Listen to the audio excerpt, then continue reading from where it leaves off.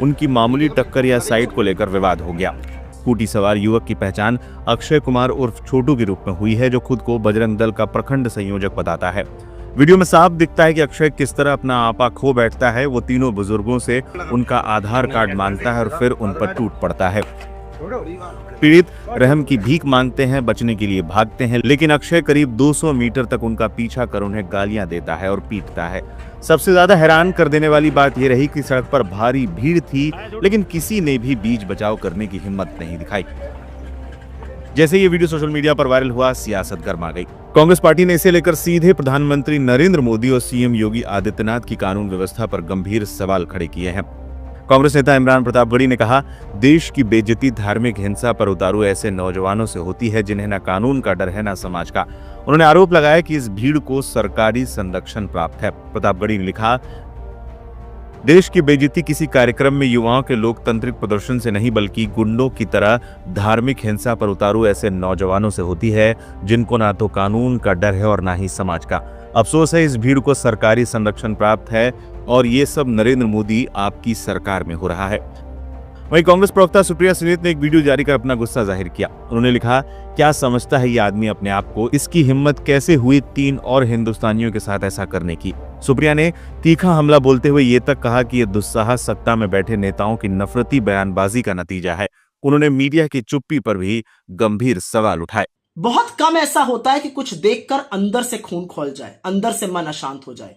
आज बदायूं का वो वीडियो देखकर, जिसमें बजरंग दल का अक्षय मुसलमानों को दौड़ा दौड़ा के पीट रहा है और गाली दे रहा है, उसको देखकर मुझे बहुत गुस्सा आया और बहुत देर तक मैं अशांत रही।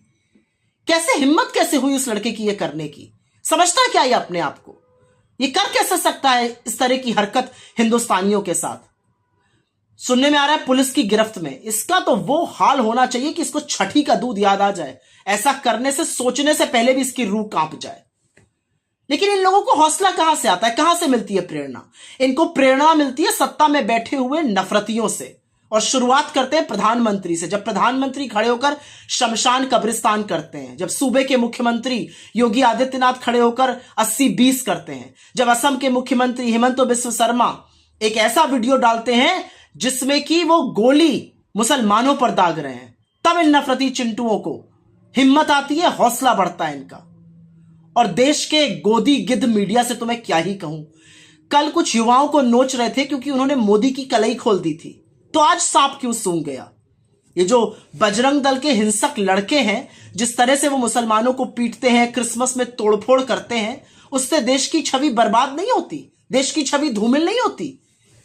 या देश की छवि वाला कॉन्ट्रैक्ट, देश की छवि वाला जो कारोबार था, वो कल ही के लिए मिला था? घिन आती है ऐसे मीडिया से जो नफरत में पूरी पूरी भागीदारी निभाता है।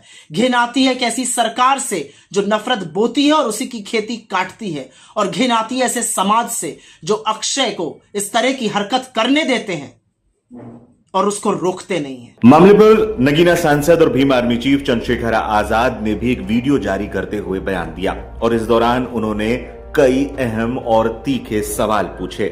बरेली या बदायूं कोई जगह मैंने एक वीडियो देखी थी जहां एक लड़का है जो 3 लोगों को पीट रहा है। वो 3 मुस्लिम समाज के आई थिंक साथी हैं। बात मुस्लिम और हिंदू की नहीं है, बात है गुलामी की। 3 आदमी अगर चून के हों, फूस के हों, तो भी एक आदमी भारी पड़ते हैं, लेकिन उन 3 आदमियों को वो पीटता है, उनका अपमान करता है। उम्र में उससे ज्यादा उम्र के वो लग रहे हैं, लेकिन वो बेचारे चाहकर भी उसका मुकाबला नहीं कर पाते और पिटते रहते हैं। हालांकि कानून व्यवस्था बड़ी मजबूत है, देश जो है वो सोने की चिड़िया हुआ करता था, आज वो उसका बहुत बड़ा हिस्सा गुलामी की चिड़िया बन गया है। बदल रहा है मेरा देश, बदल रहा है।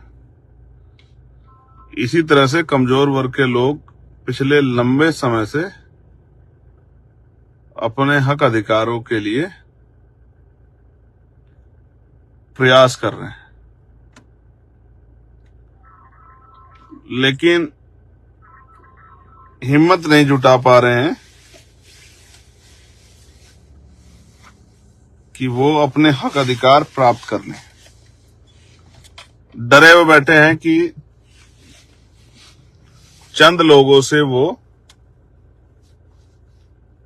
अपने हक अधिकार नहीं प्राप्त कर पाएंगे। बड़ी अजीब स्थिति है, लेकिन इन आंधियों के खिलाफ हम लोगों ने चिराग जलाया है। और सिर्फ चिराग नहीं जलाया, कोशिश की है कि इन आंधियों को जवाब दिया जाए।